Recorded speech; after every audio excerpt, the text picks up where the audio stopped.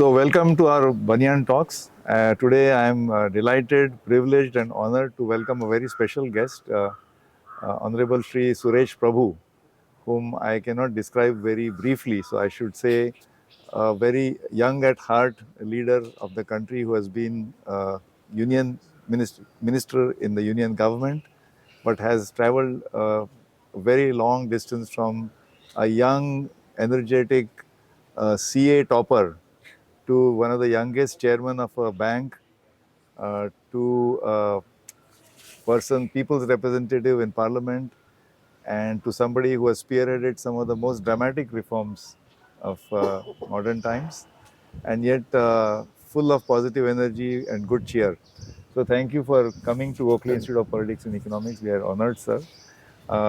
This brief conversation will try to condense, crystallize your such a vast experience. I want to begin because a lot of our young students would want to know. Uh, your journey began as a CA, and that too, you I think stood in the top 10 or 11 ranks in the country. So from there, how did it transform to becoming a chairman of a bank so quickly? Actually, I was somehow always interested in doing something for public, but not in politics. I decided clearly that I will not join politics. So somehow, Saraswat Bank, I actually, to tell you the truth, uh, one of the person who was contesting the election for Saraswat Bank, I was 23. I just passed out, 23, 24. And he told me to campaign for him for the Saraswat Bank election. And so I went around, and those were the days where the used to get proxies. So nobody asked me who the candidate is. So they all gave me the votes because they knew me. So I said, if they can give me vote without knowing the candidate, might as well I will run for the election. That's the absolute truth. And that's how I contested the election, won, and then I was very fortunate that the board had very distinguished people. The Searle India Managing Director Sharu Rangnekar, one of the top management Yes. consultant, was on the board. Dr. Adarkar, who was a managing director at that time of Monsanto, before that.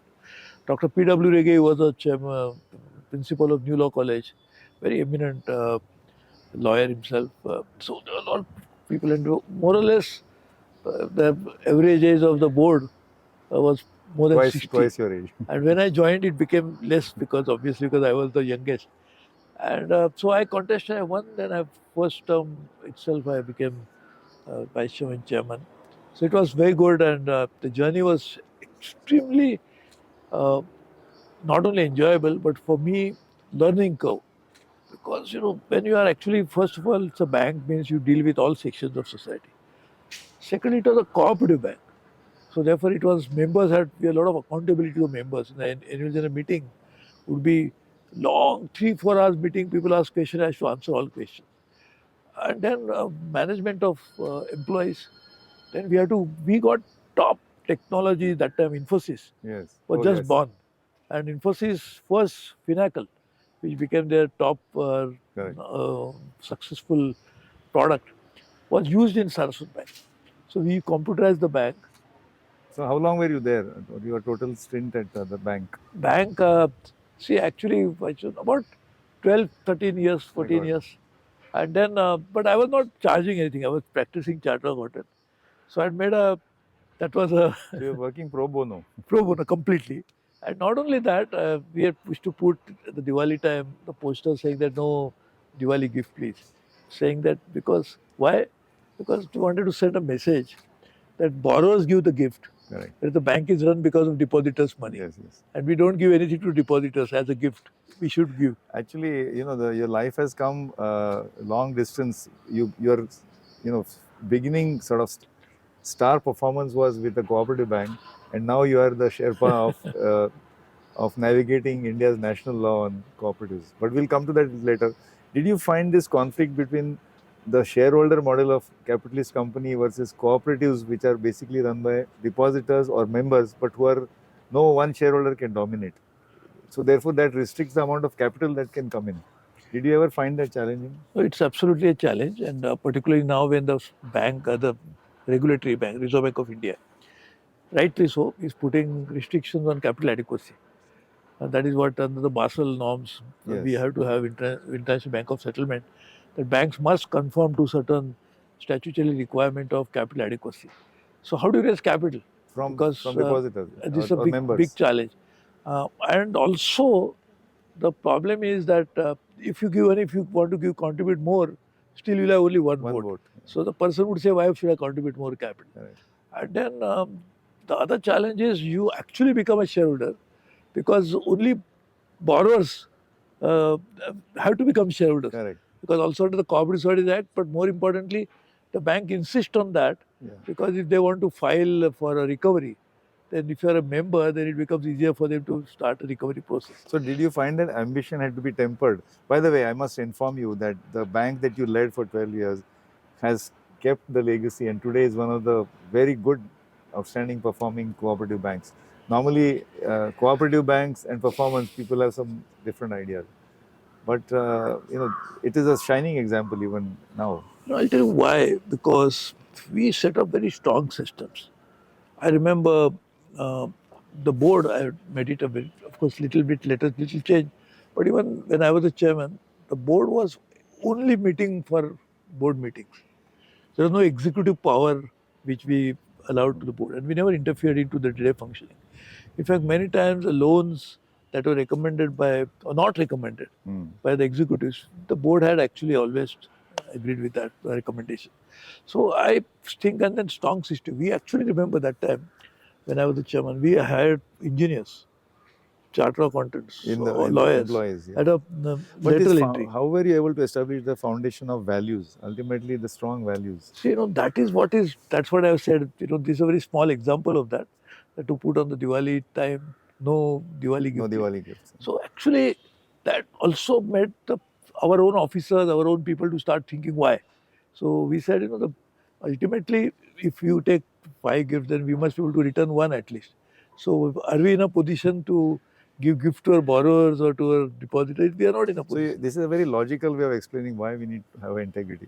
And you took this philosophy into all your major assignments as Power Minister of India, as Union Environment Minister of India, Chemicals and Fertilizers, Commerce and Industry, and of course Railway Minister. So I guess this were you able to emphasize this foundation of values in your ministerial Yeah, assignments? I'll give an example, two examples because time issue. In 1998, I was the Minister of Environment. So we started a process that a movement of file will be available on internet. 1998, 26 Transparency. years ago. So that was one. Secondly, when I was the railway minister, the first decision I took as a railway minister was first, and that was not implemented for some time by the officers. But the first decision was no tender or no commercial decision, no posting, no transfer, no appointment will come to me. So that was actually a source of a lot of wrongdoings. But that itself, I said, will not come to the You were minister. also responsible for merging railways into the main Men budget. budget. The reason was, see, basically there's a challenge actually the railways face is that people expect from the railways that you are a universal service provider. So you have to give everybody at a good, affordable, No, right, reasonable expectation to the discounted. people. But a railway, when it carries the social obligation, who's going to pay for it? So my suggestion to the finance minister was that let us identify, you set up a committee, we can nominate our people. Let us find out what is that element of service social obligation. You reimburse it from the budget. But when that was not possible, I said might as well merge it. But I'll tell you something else. Was because of the financial discipline, we started something. Maybe, as you mentioned earlier, my baggage I was carrying as being a chartered accountant. We changed the accounting system in railways because that was possible for me to do it in railways because railway has a separate accounts. Unlike the Consolidated Fund of India, railways have separate account. So what we did was, uh, actually speaking, every expenditure that is incurred should be resulting into some outcomes. But you cannot get outcomes only after the expenditure is incurred unless you plan for it before. So from budgeting to expenditure to output to outcome, if you actually an entire chain of events, you put it properly. So the merging into the finance budget, maybe we lost out on that. But But this ERP, you're saying it's like a ERP. exactly. Yeah. So that itself would merit. Secondly, I just because you are such a, I mean, firstly, I'm also honored by the fact that I'm here in such a illustrious historical institution and as well as someone who chaired now runs it. one who is so eminent economics as well as a great academician. Actually, we started in the railway something interesting. I'm just mentioning because this will be of interest to you. We said, railways cannot increase the fare Right. Social and the obligation. obligation. And then other parties freight, which always increase. Correct. That's why we have cargo is moving away from railways. So how do you do that? So we said, if more people are coming to railways, more losses will happen. Correct. The more the passenger, more the loss. I said, why not make it vicious, rather than vicious, make it a virtuous Virtuous cycle. circle. How? We said, if we can, each person who comes with a footfall and eyeball. So if you have more footfalls and more eyeballs, and if you try to monetize it, we'll have more So money. monetize other assets. Exactly. Rather than just charging them Railway something and station. preventing them from coming in. Secondly, the data that is generated because of their travel with the railways, that can be Oh, monetized. nowadays data is of course That, huge. that and the amount of data that we generate, I mean, I'm excluding all the personal data, Yeah. but this publicly available data which we monetize, Traffic that pattern and itself could result into huge amount of revenue for the, and therefore I set up a non-fair revenue directorate. No, in fact, we could talk a lot about this. Every one of your stint has been exciting. I know the radical reforms you brought in power sector, unbundling, and then. But I want to just quickly jump ahead. I want to also remind our viewers. I remember you conducted a very important seminar in January 2014 where you had invited me, and which is when after that Prime Minister Modi got. It was very early. Nobody, I think, anticipated. But most of our youngsters are going to live most of their productive lives in this so-called Amrit Kal.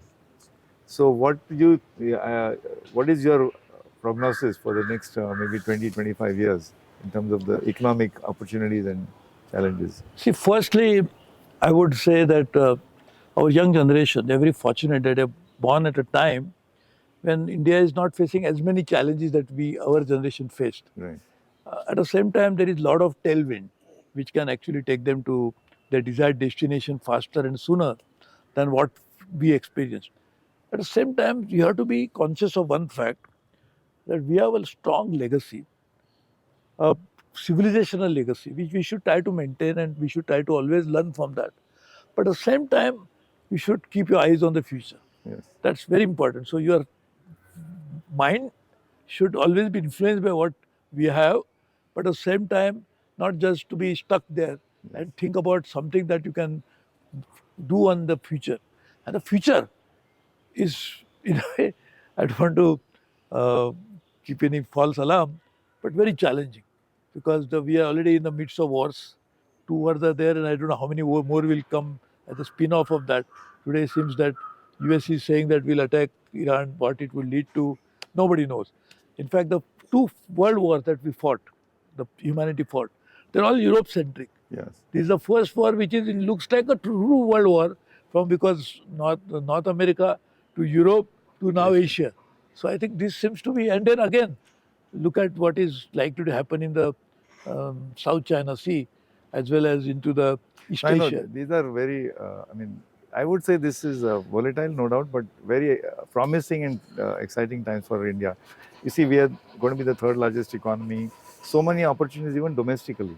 So we could talk a lot, and I know you are going to give a public talk. So uh, I would like to, thank you again for Thank you. coming here and honoring us. But we would like you to come more at leisure and spend entire day at this institute Sure. and interacting with the young students. Thank you very much. But thank you for inviting me, Thank you, and it's a great honor and real source of happiness for me to be here. Thank you.